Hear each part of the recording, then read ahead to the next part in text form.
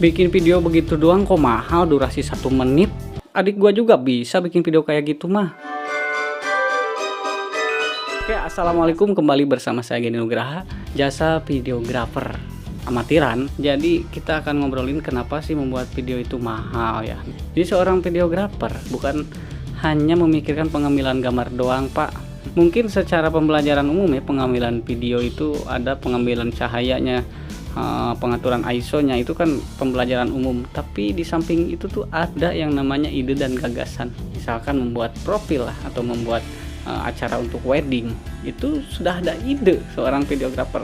Terus waktu juga diatur, dan mereka sudah merumuskan sebelum waktunya dieksekusi. Di samping itu mereka akan mempersiapkan alat apa sih yang dibutuhkan nih, seperti lensa. Terus gonta-ganti lensa berarti kita juga harus menambah budget ya. Mending kalau punya, kalau tidak punya ya kita harus sewa. Misalkan ada pengambilan drone dari atas ya, kita berarti harus menyiapkan drone beserta dengan pilotnya kalau kita tidak mampu. Nah, kalau misalkan seperti itu kan ada nambah lagi budget. Lanjut lagi, pencahayaan yang yang dihasilkan oleh cahaya lampu seperti saya saat ini ngobrol. Terus ada yang dihasilkan juga oleh cahaya matahari. Misalkan saya ya membuat video yang di alam bebas terbuka, saya udah jadwalkan itu kepada klien jam 6 subuh itu harus mulai kita membuat video syuting, dan mereka cuman berpikirnya pada di syuting itu tidak memikirkan ide, tidak memikirkan rumusan ya seorang videografer. Mereka datang jam 11 siang. Jadi kalau udah janjian jam 6, datang jam 11 siang itu mood udah jadi beda. Karena kenapa ya, matahari juga udah beda cahayanya. Kamera yang bagus kalau misalkan pengambilan gambarnya pengen kayak seperti pagi-pagi nih, tapi dimulai jam 11, nggak bisa atuh men.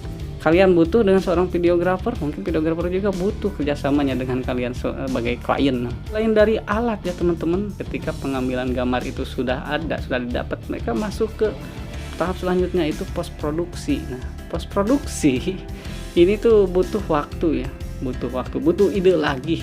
Dari mana mulainya, harus disinkronkan dengan musik, karena kalau bikin video tanpa musik itu bagaikan apa ya, bagaikan raga tanpa nyawa gitu, tidak ada nyawanya. Nah, kalau misalkan tema yang semangat, mungkin musiknya akan bersemangat. Kalau temanya romantis, mungkin musiknya akan seperti musik-musik sinematik lah. Alat-alat untuk membuat video itu tidak murah, dan ilmunya tidak mudah. Jadi itu teman-teman, alatnya nggak murah, ilmunya tidak mudah.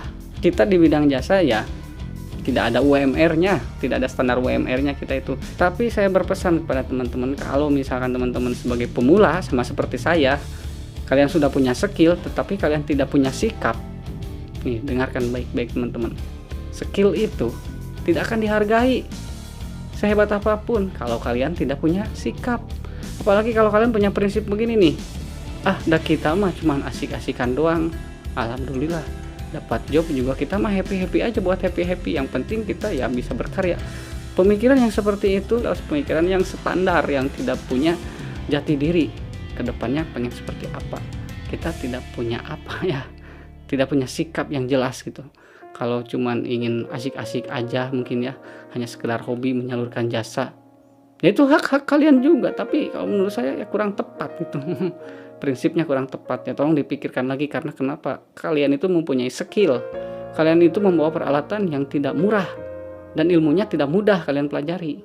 Tapi saya pribadi, kalau misalkan standar biayanya memang melampaui batas dari alat itu sendiri, misalkan alatnya itu benar-benar sangat mengeluarkan uang, harus mengeluarkan uang seperti sewa lensa lah, belum juga kru yang membantu saya akan pertimbangkan. Kalau misalkan dibayar yang cuman berapa doang gitu, biarkan klien nonton dulu sama orang lain. Jadi jangan sampai menyepelekan jasa dari seorang videografer itu sendiri.